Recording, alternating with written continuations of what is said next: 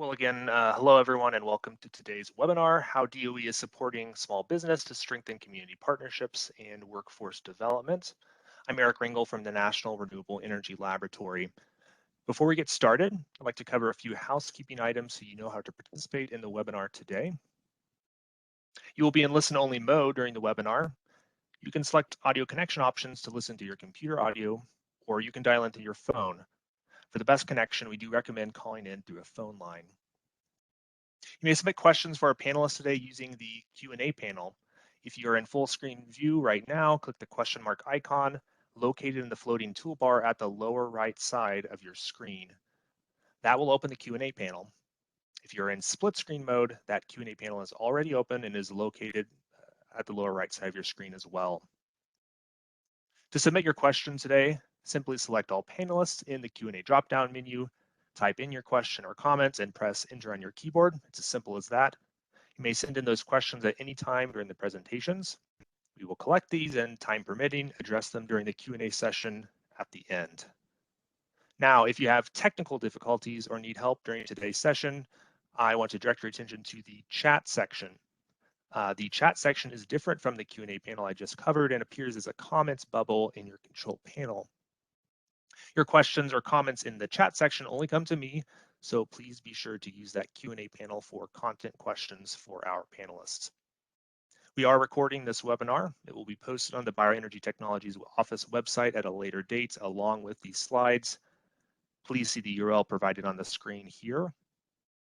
If you're interested in learning about BETO news, events, and funding opportunities, we also invite you to sign up to the BETO mailing list shown on the screen. I will post a link to both of these resources in the chats here momentarily. Now, a quick disclaimer before we get started. This webinar, including all audio and images of participants and presentation materials, may be recorded, saved, edited, distributed, used internally, posted on the U.S. Department of Energy's website, or otherwise made publicly available. If you continue to access this webinar and provide such audio or image content, you consent to such use by or on behalf of DOA and the government for government purposes, and acknowledge you will not inspect or approve or be compensated for such use. All right, with that, I will now turn things over to Justin Ricard to introduce our topic and panelists. Take it away, Justin. All right, thanks, Eric. I appreciate it. Can you hear me okay? Yeah, your audio sounds great. All right, and welcome everybody. I'm Justin Ricard with the National Renewable Energy Laboratory. Just a few more items before we get to the presentations. This webinar is brought to you by the Bioenergy Communicators Working Group, also known as BioComms. This group is sponsored by the U.S. Department of Energy Bioenergy Technologies Office, also known as BETO. The BioComms Working Group includes bioenergy communicators, laboratory relationship managers, and education and workforce development professionals from the national labs and the BETO organization who gather once a month to strategize on how to effectively communicate and promote BETO-funded research and development to the public. The BioComms Working Group also provides the public the opportunity to learn about current and emerging bioenergy technologies, projects, and partnerships through monthly webinars. Which brings me to the agenda for today's webinar. We have three speakers. Eileen Chant will discuss DOE's Small Business Innovation Research and Small Business Technology Transfer programs. Jasmine Bridges will discuss Small Business Innovation Research optimization efforts. And Elizabeth Burrows will discuss how BETO is broadening participation in the bioeconomy through small business partnerships. All right, before we get started, I'd like to provide the bios for all three speakers. Eileen Chant joined DOE in 2020 as the Outreach Program Manager at the Office of Small Business Innovation Research and Small Business Technology Transfer Programs, also known as SBIR-STTR. She has over 25 years working as a mechanical engineer in diverse energy technology areas, encompassing startup assistance, commercial and industrial equipment consulting, and nonprofit industry associations. Eileen received her PhD in mechanical engineering from Georgia Institute of Technology. Jasmine Bridges is a commercialization executive from the Bipartisan Policy Center, leading an optimization effort for DOE's SBIR program. She is a mechanical engineer an advanced manufacturing strategy consultant with expertise in technology development and implementation, small business development, and fundraising. Jasmine has led domestic and international teams to implement complex technical programs in the energy and aerospace sectors. She also served as the first industry fellow at DOE in the Advanced Manufacturing Office, where she helped design a national manufacturing infrastructure to spur advanced manufacturing in the United States. Jasmine guides companies, universities, and researchers through the technology development valley of death to successfully mature and transition technology from research and development to production while ensuring the sustainability of programs. She earned her BS from Johns Hopkins University and an MS from Columbia University, both in mechanical engineering. Our third speaker is Elizabeth Burrows, who is a technology manager in DOE's Bioenergy Technologies Office, where she works on the Feedstock Technologies subprogram. Her prior work includes 14 years conducting research in algal biofuels and forest and wetland ecosystem science, including working at an algal biofuels startup company. She holds a BS in mathematics at environmental studies from Mount Holyoke College and a PhD in biological and ecological engineering from Oregon State University. All right, before I hand it over to Eileen Chant, I'd like to remind you that you can ask questions at any time during the presentation using the Q&A panel and selecting all panelists. We will collect these and try to address them during the Q&A session at the end of the presentations, time permitting. All right, next slide, and Eileen, please take it away.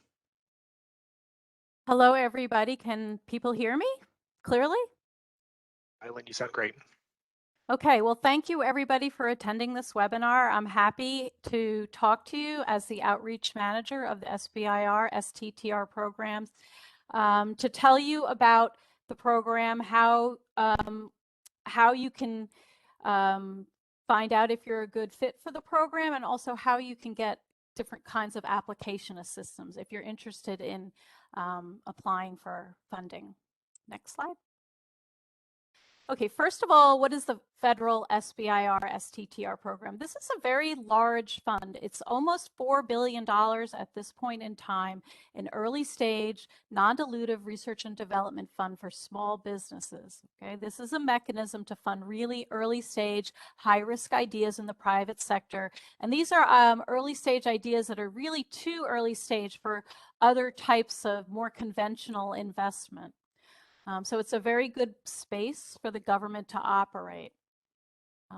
The program goals do include bringing in small businesses to stimulate technological innovation, and it is a policy directive of the SBIR program to foster and encourage participation by socially and economically disadvantaged small business concerns and women-owned business concerns. We're always looking for ways to elevate awareness amongst underrepresented groups and increase the participation in the SBIR program. There are 11 agencies that have SBIR programs, and each agency is the same but different. So when you're starting to look at SBIR programs, whether it's DOE or another agency, be aware that each program is a little bit different, and you have to sort of understand how each agency works.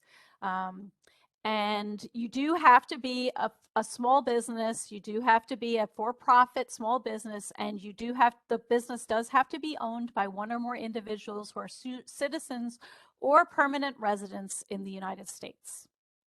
Next slide. And one of the things when you're thinking about applying, you should understand the difference between SBIR program and the STTR program. The SBIR program has been around for almost 40 years. It is the awardee is the small business of the SBIR program. The principal investigator of the award must be an employee of the small business. You can have a nonprofit research institution involved in SBIR, but it is not required. And a minimum of 2/3 of the R&D must be performed by the small business. The STTR program is a little bit younger. It was established to foster technology transfer between research institutions and small business concerns.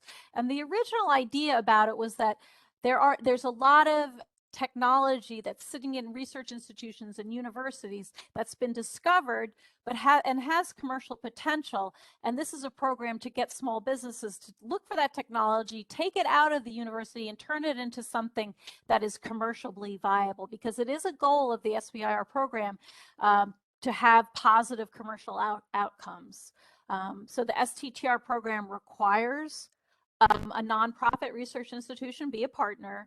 The PI can be either an employee of the small business or the research institution. The awardee of the STTR program is still the small business, so keep that in mind. A minimum of 40% of the R&D must be performed by the small business, and 30% must be performed by the research institution. Take note that if you fill requirements, if you put together a plan and you end up filling the requirements of both SBIR and STTR, you can submit your exact same application to both programs. They're two different pots of money. So in a sense, for a high quality application, you're increasing your chances of receiving funding. Next slide. So the DOE has some specific things about it. One thing is that we have 2 phase 1 releases a year. Phase 1 is the entry point into our program.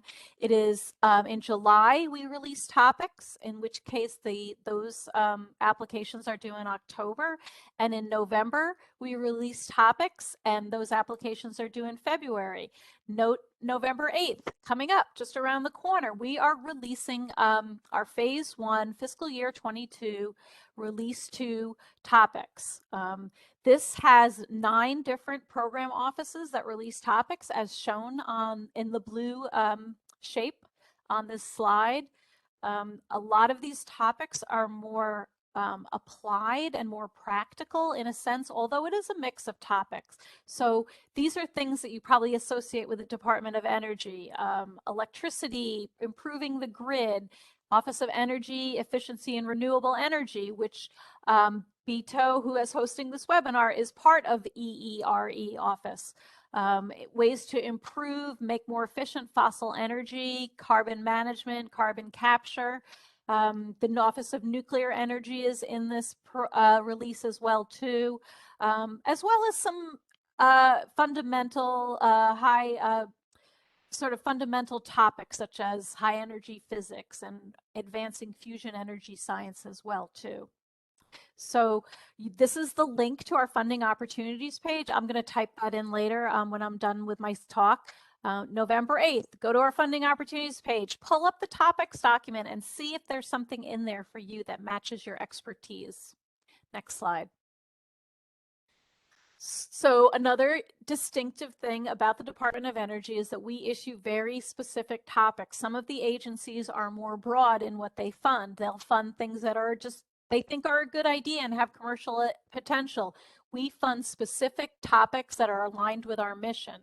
What is our mission? Well, everybody probably knows that the DOE provides leadership in clean energy technologies. I'm not going to read off all these topics that are shown on this slide, but on the leftmost column, those are some sampling of the types of topics that we issue associated with clean energy.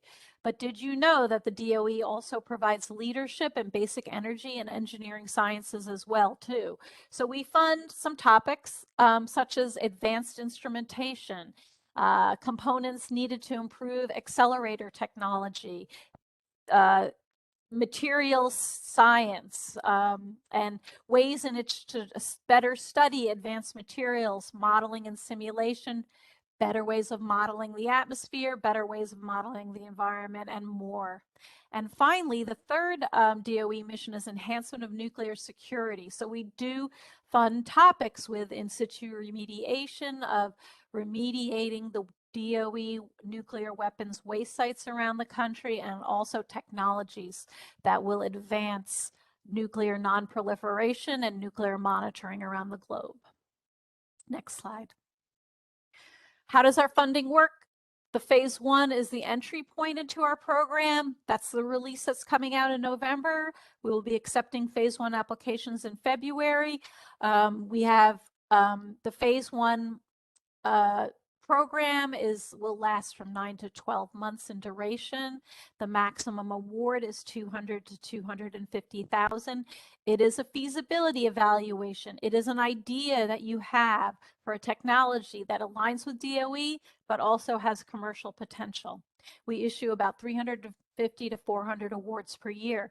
If your feasibility evaluation works out and things are looking good, you can apply for a phase 2 grant, which is 1.1 to 1.6 million. It lasts a longer time for 2 years. And 40% of phase 1 awardees go on to receive a phase 2 award. We also have follow-on phase 2 awards. You can receive up to 3 phase 2 awards, which can carry you for up to 7 or 8 years in order to take your idea, develop your prototype, advance your commercialization strategy. This program is designed to take you through that valley of death in which startup companies can fail because they're not quite at the point where they can launch their technology. Next slide. Again, this is the solicitation. This is the all-important funding opportunities page. November 8th, the topics will come out. The topics document will populate in that square just below the Monday, November 8th. We will have a webinar at the topics webinar. The topics managers participate and you can ask them questions. The questions should be focused on what they're looking for, what are they looking for in terms of the topic. You shouldn't try to sell your technology at that webinar. That's what your application is for. But the topics webinar is really to help you better understand what the topics managers are looking for. About a month after the topics are released, the funding opportunity is released. This is a document which tells you about the details of the program and the details of the application process. We also have a FOA webinar that is right now scheduled for December 17th, and you can ask questions about the application process. There's the schedule for this upcoming release too. Next slide. In addition, we're not just an organization awarding grants. We want to demystify the process. We want to help you with your applications. If you are a first-time DOE, SBIR, STTR applicant, you should seriously consider enrolling in our Phase 0 program. This is an application assistance program. You will receive a one-on-one coach, and that in your technology area. So that coach knows about your technology area, and that coach also is an expert in our application process. You go to the link shown on this page, and there's just a web form, and you fill in some basic information. You should know what you want to do, which topic you're going to apply to, which subtopic you're going to apply to, and be able to sort of intelligently discuss your idea when you apply for the Phase 0 program. I talked about the topic and FOA webinars. We have an online learning center. There's 36 videos on that online learning center for different parts of the application process. I'm going to go through this slide a little bit quickly in the interest of time. You can explore collaboration opportunities with the Department of Energy. And during the application process, we host weekly Q&A webinars. You can jump on the call and ask us questions about the application process. Make sure you're on our mailing list. That's where you'll get all the information, the updates, the invitations to the webinars. And you can join on the mailing list from our homepage. And follow us on Twitter. We just started a LinkedIn page really a few days ago. Join us on LinkedIn. And email us any questions you want at all. We're very responsive to questions that are sent to our email address. Next slide. A quick moment about the application review process. What's important? What's important is that you are a good fit with the program, with the topic and the subtopic for which you're applying, that you have a good technical approach, the strength of your technical approach and your work plan in order to get to the feasibility evaluation, to prove feasibility of your idea. The ability of the team to execute the plan is important. Make sure you have the right expertise. You don't have to have a PhD. but make sure you have the right team, and then the impact of your technology on the field in which the R&D field in which you're proposing to work in. The most highly ranked applications are selected based on available funding. Next page. And just a few quick slides on diversity, equity, inclusion. We are, DEI is critical to our success. We are always looking for ways to elevate awareness to underrepresented groups. The underrepresented groups that we track include, but are not limited to, women-owned small businesses, socially and economically disadvantaged small business, historically underutilized business zones, and small businesses that are underrepresented states. Some states get a large fraction of the awards and some states get a small fraction of the awards, and we're working to remediate that. Next slide. And we do have some initiatives to advance diversity. We're working with on a working group in the Office of Diversity, Inclusion, and Research Integrity, and we are going to be rolling out some new practices to advance diversity. Our Phase 0 application assistance program is designed to assist underrepresented applicants with the one-on-one coaching. And we do have a new diversity supplement program, which provides Phase 2 awardees an opportunity to diversify their workforce by bringing in students from underrepresented groups into their business. And we provide the funding for that. Next slide. I'm not going to get into this slide, but I do want to emphasize that we have many support programs along the path to commercialize your technology. We have applicant assistance programs in the blue. We have awardee. Once you're an awardee, we have a lot of programs that help you move your technology along towards commercialization. Finally, if you're not a good fit with the DOE program, go to SBIR.gov and look at the other 10 agencies that offer SBIR programs and see if there's a fit for you out there somewhere else.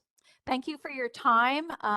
Now I want to introduce Jasmine Bridges, and she's going to be talking about her role in the Office of Technology Transitions.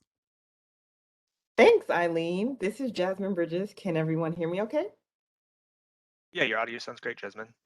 Okay, perfect. So again, my name is Jasmine Bridges, and I'm a commercialization executive in the Office of Technology Transitions. Next slide. I will be explaining a little bit about Office of Technology Transitions. I'll share some of the efforts that OTT is leading, and then I will share the SBIR optimization effort. Again, SBIR being Small Business Innovation Research, which Eileen just explained really well and in-depthly. And so we're leading an optimization effort. And so I will go into that. Next slide. So the Office of Technology Transitions statutory mission, as per the Energy Act of 2020, is to expand the commercial impact of the department's research investment. We also oversee delivery of the DOE strategic goals for technology commercialization.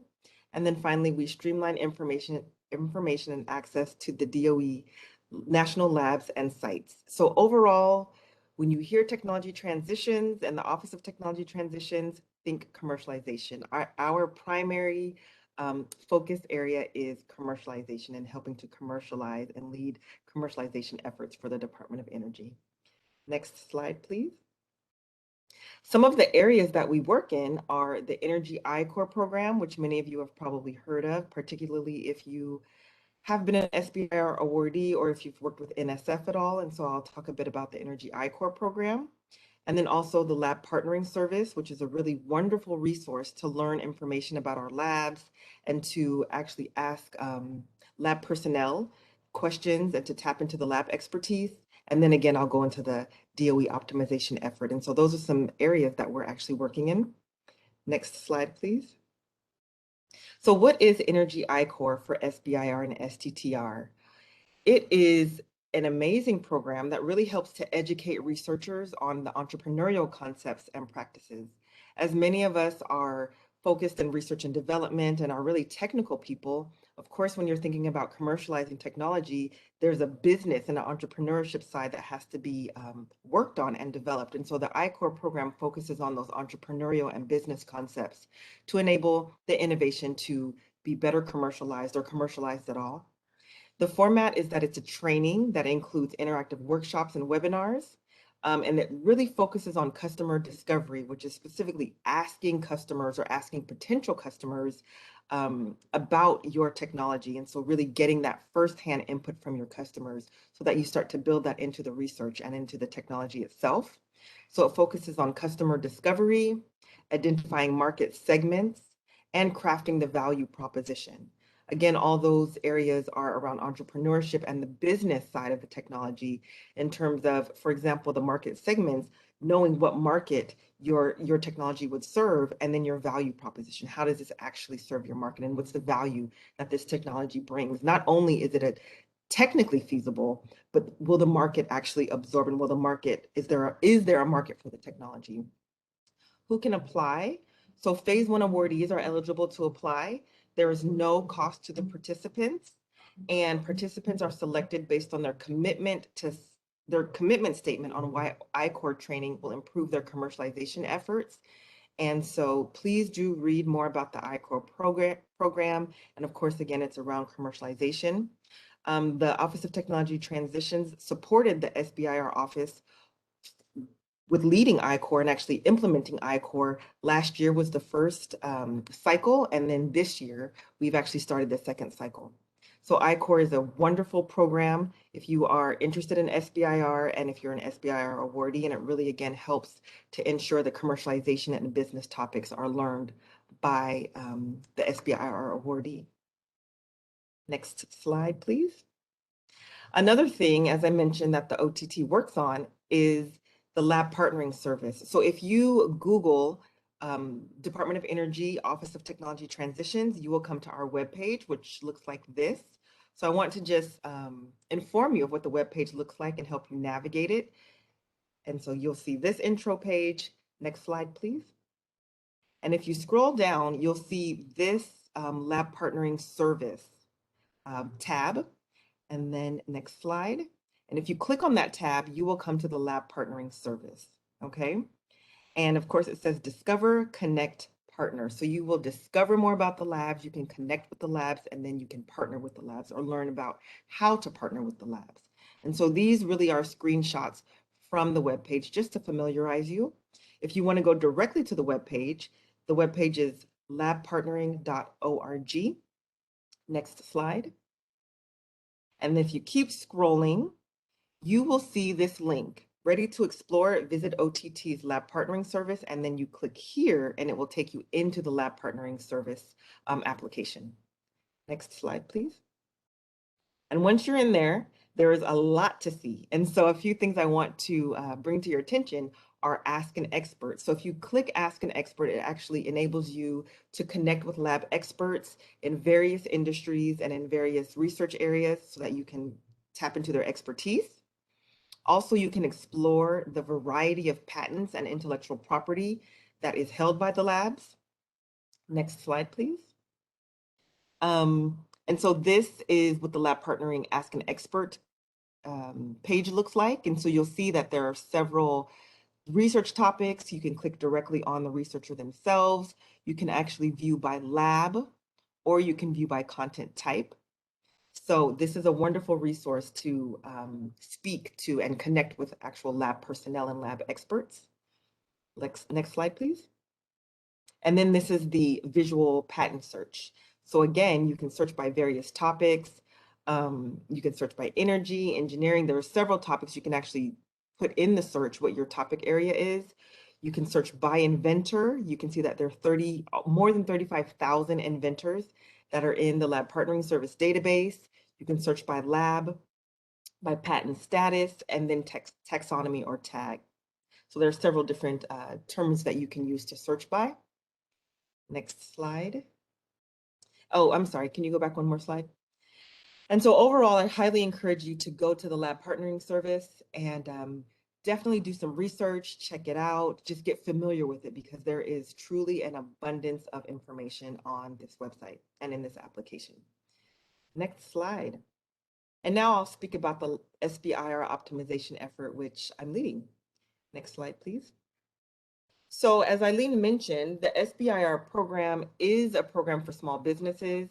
And overall, the statutory goals of the SBIR and STTR programs are to utilize small businesses for federal research and development, to stimulate and commercialize federally funded R&D, and as Eileen mentioned, to foster and encourage participation by women and socially and economically disadvantaged individuals. And then finally, specifically for the STTR program, it's to foster technology transfer through cooperative R&D between the small business and the research institution. So the STTR program really enables a partnership between the small business and the research institution. Could be a national lab or a university, any federally funded research institution. And so these tenets of the program are really important just to ensure that we as the DOE, that you all as potential constituents and stakeholders understand what the goals of the program are. Next slide, please. And so that said, the program has a lot of opportunity. It's a significant funding opportunity for small businesses that need support with their research and development. And as Eileen said, it's non-dilutive, which means the Department of Energy does not take any equity stake in your business or in your technology. It truly is a grant program that gives you the funds or gives the awardees the funds to develop their technology. And so that said, we do recognize that there are opportunities to further enhance the program.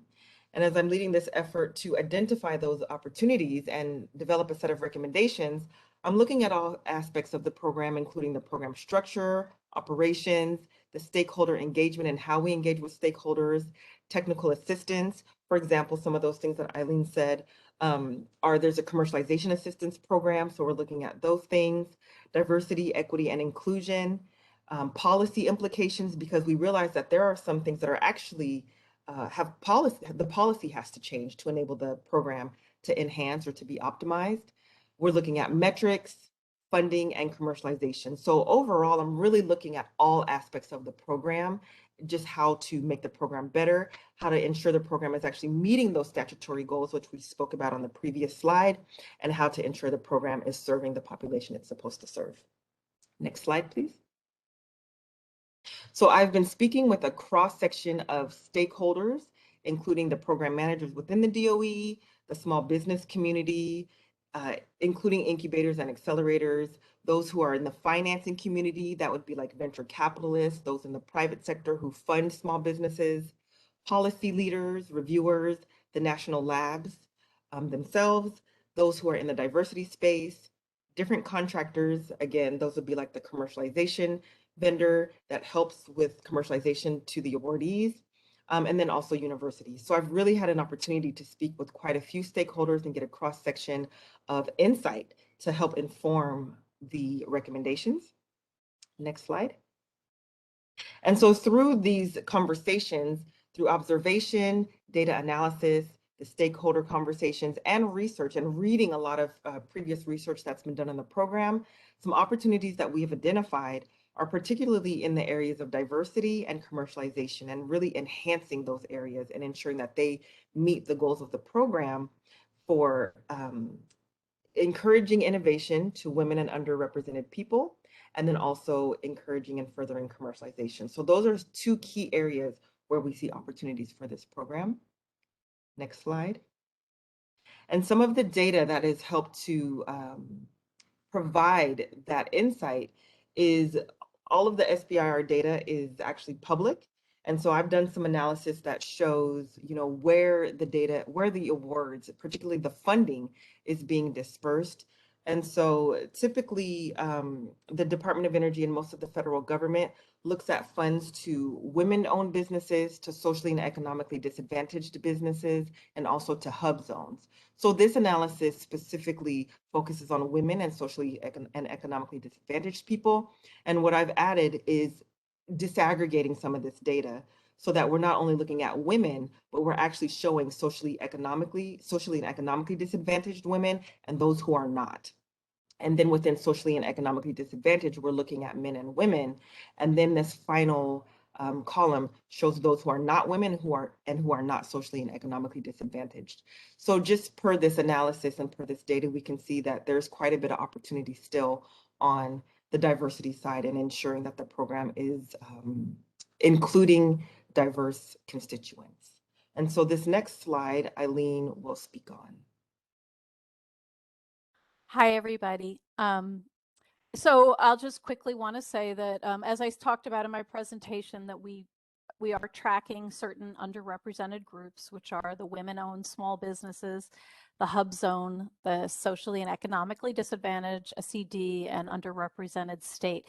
So we are, we don't know, you don't know, tracking and collecting data is an important part of knowing where you are and how you're doing.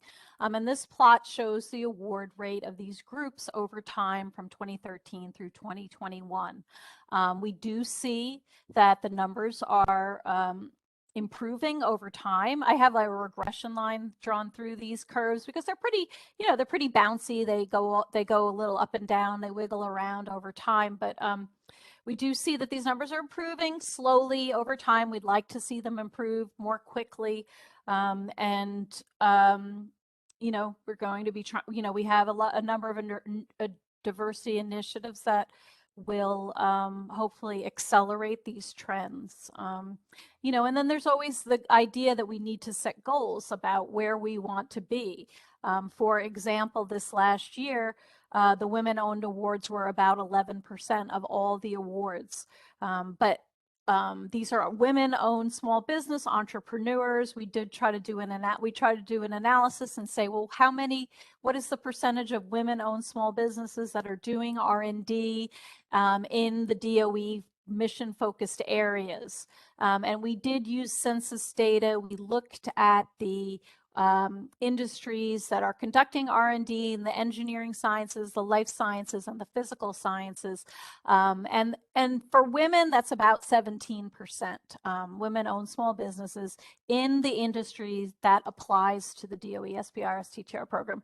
Now, of course, it's not a perfect analysis. Not all of these businesses are necessarily going to be applying for DOE programs, but it does tell you that while the women-owned businesses are not 50%, even though they're 50%, women are 50% of the population, that there is room for improvement over time. Okay. Oops. Okay, thanks, Eileen. I appreciate that. So as you can see, the trend is getting better, and lots of analysis has been done, and there are many activities that the Department of Energy is doing. And so as Eileen said, this is certainly an area that the Department of Energy is looking to enhance and improve. And that said, next slide, please. So my next steps are to finalize my analysis and to finalize recommendations, to compile a report to the Department of Energy regarding recommendations and the findings. And so where you can support is I am seeking to further speak with diverse applicants, those who have been awarded and not awarded, stakeholders who focus on diversity and or specifically diversity in science, technology, engineering, and math. I would love to speak with you further and gain your perspective and insight. And then also those previous applicants who have either been awarded or not awarded. So you will see my contact information at the end of this presentation. Feel free to reach out to me. I would love to speak with you and just schedule some time. And with that said, thank you for your time. And next, I will introduce Dr. Elizabeth Burrows, who will be speaking, and she is from the Bioenergy Technologies Office. Thank you so much, Jasmine. Right, so next slide.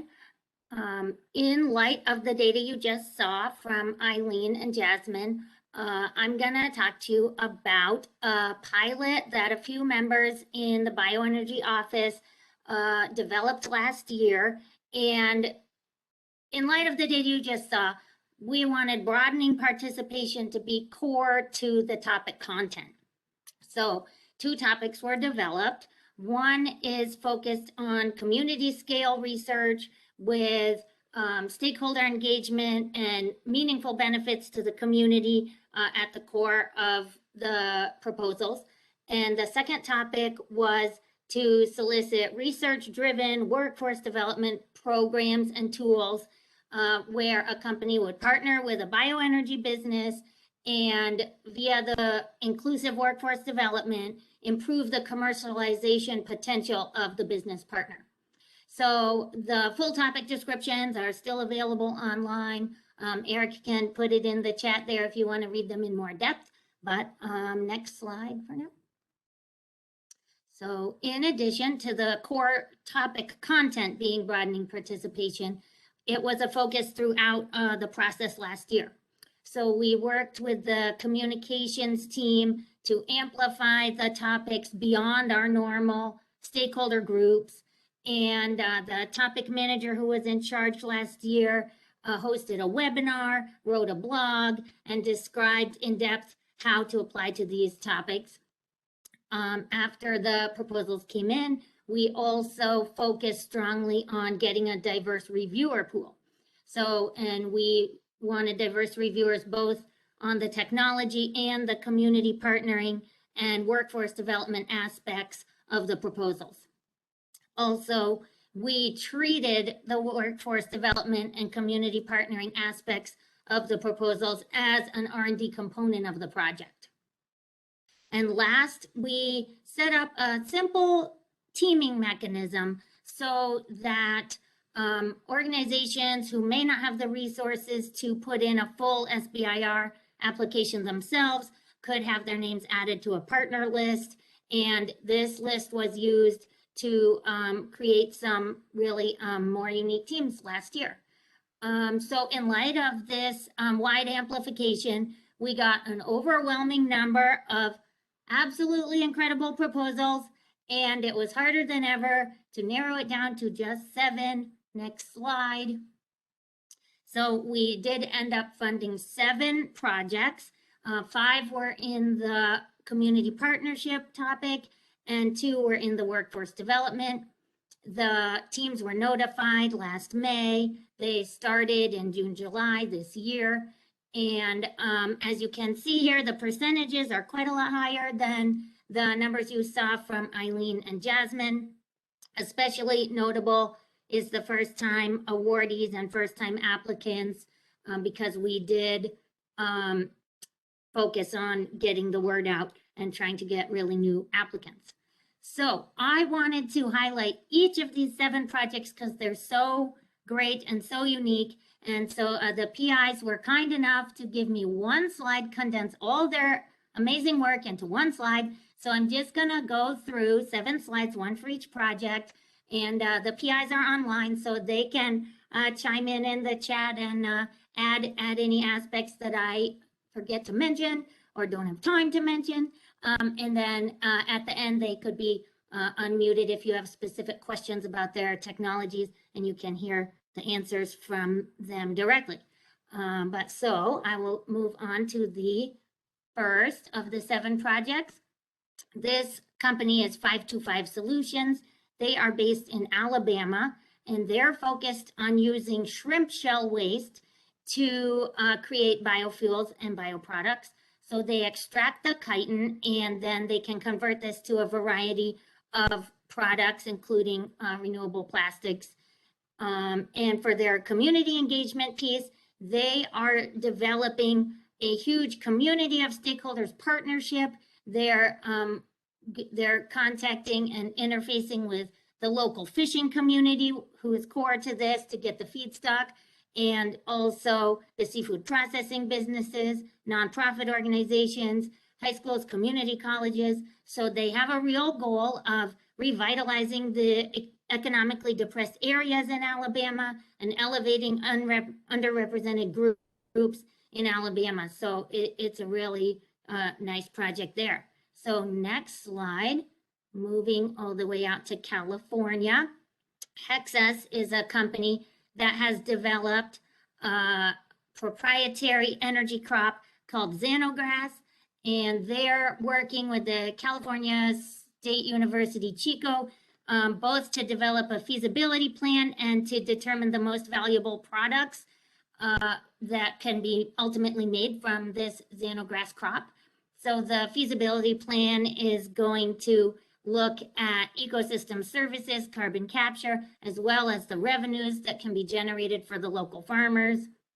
And this company, Hexas, is also working with Woodland Community College to both survey the community and educate the community on how they feel about bioenergy crops and also the benefits, economic and environmental benefits of these types of bioenergy crops. Last, they're gonna perform test plantings. They have a test site at the city of Calusa's wastewater treatment plant. So they'll be using the gray water from the wastewater treatment plant to water the xenograss. And in turn, the xenograss can improve the soil quality in the marginal soil, the soil quality is marginal in that area. So next slide. Now moving out to Hawaii, Simone Pietri Enterprises is working on a project that's focused on construction and demolition waste. In Hawaii, there's only one landfill that takes construction and demolition waste, and it's in a community of Native Hawaiian residential community around the landfill, so it's extremely unpopular. And this material, C&D waste, is extremely hard to recycle. And so Simone Pietri is going to use this dirty C&D waste to create green hydrogen, eventually sustainable aviation fuels, and other products like that. So in their community input, they have a very detailed social science project, and it has 3 design spirals of increasing community input. The Native Hawaiian voices are central to the conversation, and they have team members that are female Native Hawaiian civil engineers in the picture here, and so they're really working hard with the community, and their ultimate goal will be 97% lower greenhouse gas life cycle emissions compared to petroleum. So next slide. Great. So All Power Labs has a project going in New York. They have a waste to energy mobile unit that takes waste biomass, mostly woody biomass, and converts it into combined heat and power, and also biochar. And so this biochar has been proven to have several benefits to the soil. So All Power Labs is partnering with the plant, which you see in the picture here, which was an old coal power plant, and now it's converted into a climate education center. And the EPIC Institute for Climate Solutions is working with the plant, and they're providing several partnership opportunities at this site. So All Power Labs will do community outreach, mainly to community gardens and community farms and individual households to really test the biochar product on their soils. So next slide. And this is the last of the community partnering topics, and this is Takachar. And they're developing a mobile unit as well that can go on the end of a tractor or other large equipment in a forestry setting.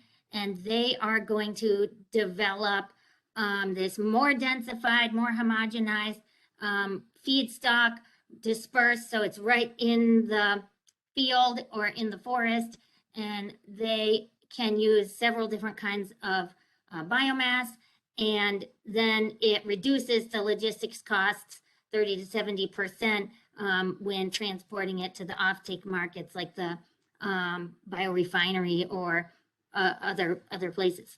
So the stakeholder community that they reached out to first is centers around the Jackson Demonstration State Forest and landowners that have forests around there and nearby farmers. And also they're partnering with PG&E for 2 reasons. Both they can use the biomass that is cleared from the electric equipment and power lines, and then PG&E is also interested in using the densified project from Takachar for their RNG operations. So next slide. So the last two projects I'll discuss are both the workforce development topics. So this company is iZen, and their project is called Skill in a Flash because they are developing education and training programs that can be put on a flash drive so that people without internet, without computers can use these trainings so this is especially beneficial in rural areas, which provide the foundation for so much of the bioeconomy.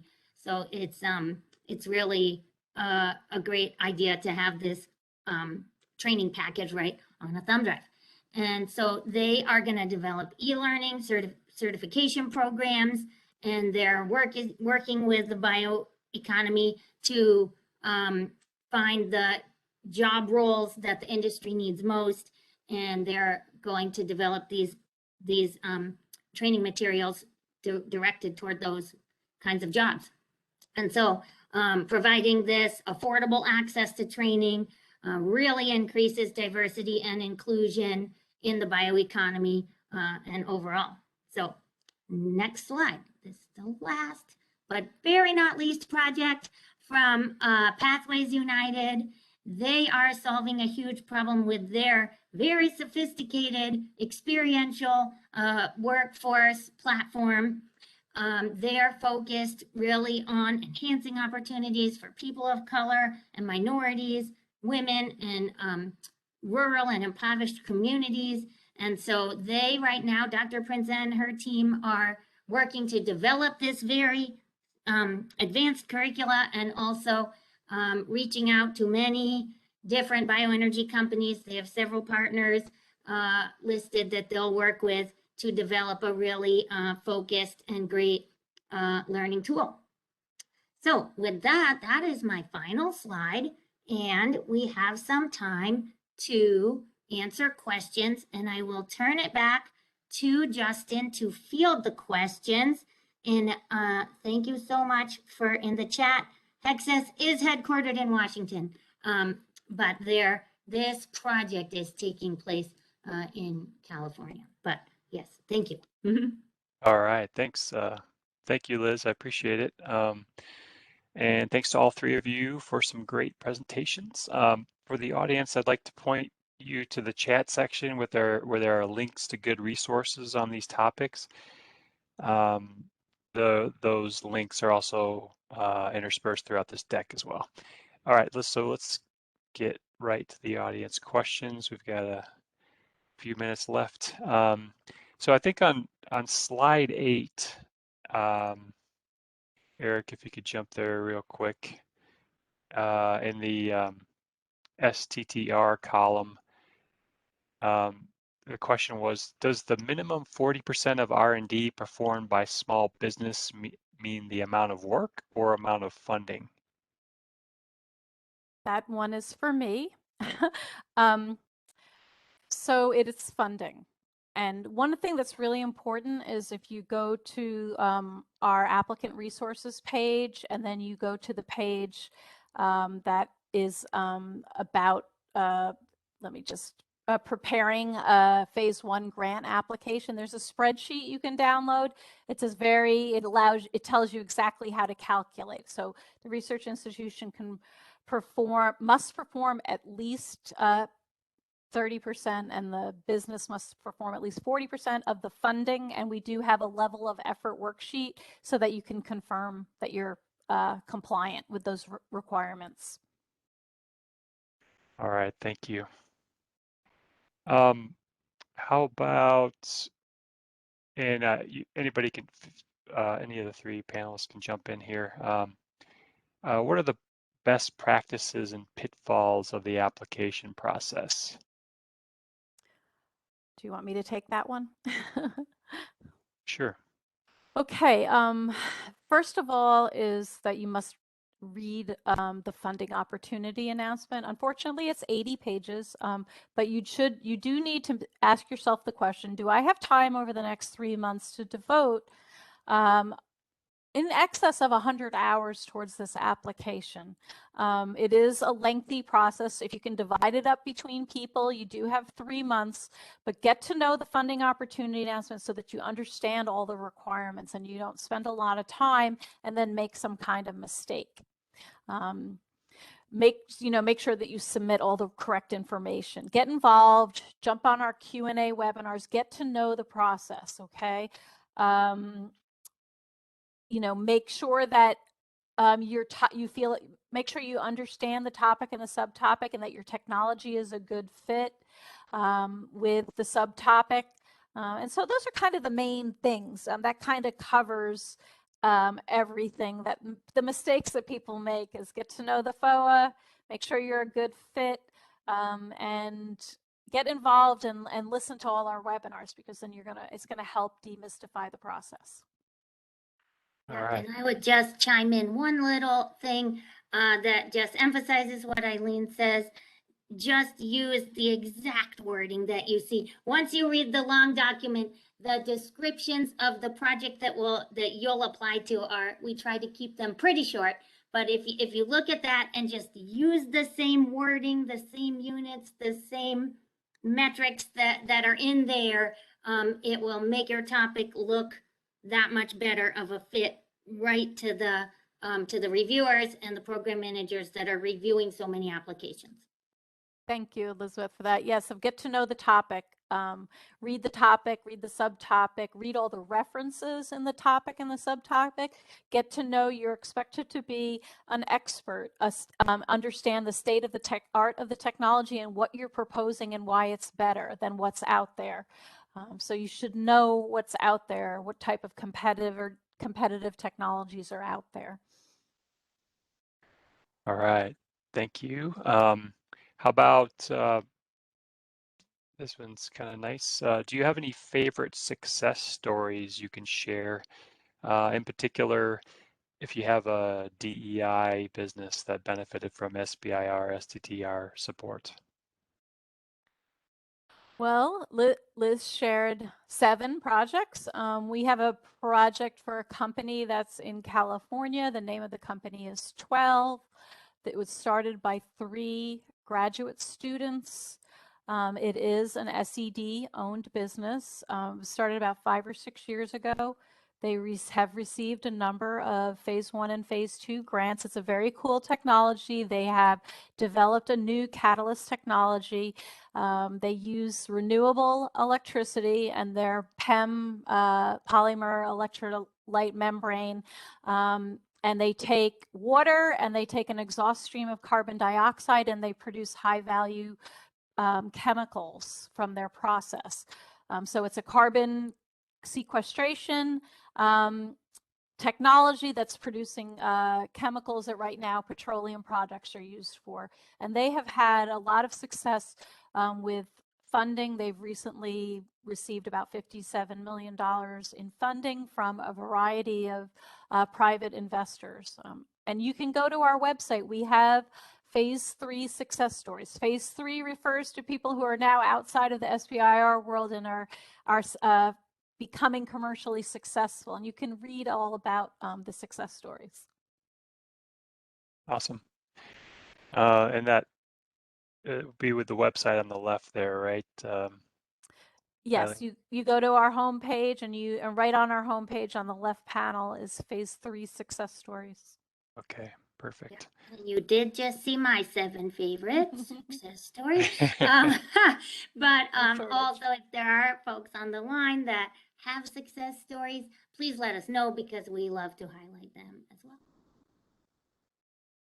Yes, we're always welcoming success stories. We like to hear about them and we like to write about them as well too. So you can always reach out to me about that as well. All right. How about we've had a couple questions on this and sort of promotion and how are you attracting small businesses to the SBIR, STTR programs? Well, We have a variety of strategies. I am the outreach manager and I've only been here for a year, so I'm still on the learning curve. But I do a lot of webinars with various organizations. I work a lot with the state support organizations. Those are the FAST awardees, the state incubation centers, commercialization assistance centers, and we organize webinars, and they have an extensive mailing list within their state. So we do a lot of webinars. I've only been here for a year, so I've been operating in the pandemic virtually. I also reach out to professional societies and try to get a speaking slot with their cohort as well. Social media, I'm working at an initiative to build up my social media network so that people will follow our LinkedIn page and our Twitter, and just to try to create awareness and elevate awareness about the program. SBA works at that as well too. SBA oversees all of the federal SBIR programs, and they do a lot of outreach programs as well that we participate in.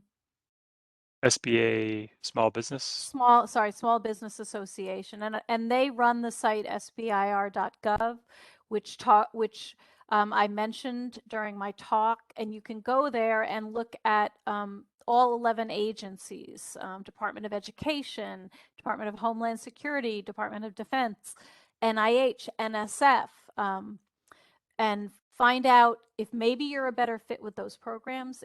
We'd love for you to apply to DOE, but if you think you're a better fit with another agency, go check out their programs. All right, we're just at the top of the hour. How about one more question? One last question. What if there is no good fit with the DOE, SBIR, STTR topics? Yeah, I mean, I talked about the different agencies, and I think it's important to mention that NSF will fund, they're not topic focused, they will fund anything that they think is a good idea, and they are continually accepting pitch papers, and if they like your pitch paper, they will invite full proposals. So they're not fixated really on any topic. If it's not a good fit, you read the topics document. There are contacts in the topics document, and you can reach out to the topics managers and start a conversation with them about the topic. But you also can reach out to them and say, hey, I'm not a good fit here, but this is my technology. Is there any interest? Because you can receive funding from the DOE outside of SBIR. You also can suggest a topic, a future topic, to a topic manager. And then I also want to mention ARPA-E, which is has a DOE SBIR STTR program. We don't administer that program, and they are really kind of focused on highly disruptive technologies, technologies which are going to have a very big impact. But that's another SBIR program you can investigate. All right, thank you. Okay, looks like we are definitely out of time. If you didn't get your question answered, you are welcome to send them to any of the speakers. Their email addresses are on their headshot slides at the beginning of their presentations, or you can send to the general office email address on this slide here. For more webinars like this and about other BETO-funded research, please sign up at the public.govdelivery.com link at the bottom of the slide, bottom of the thank you slide. And this webinar recording and slides will be posted on the BETO webinars page in a couple of weeks. And I'd like to thank Eileen Chant, Jasmine Bridges, and Liz Burrows for taking the time to speak to us today. And have a great rest of your day, everybody. Thank you. Thanks. Have a great rest of your day.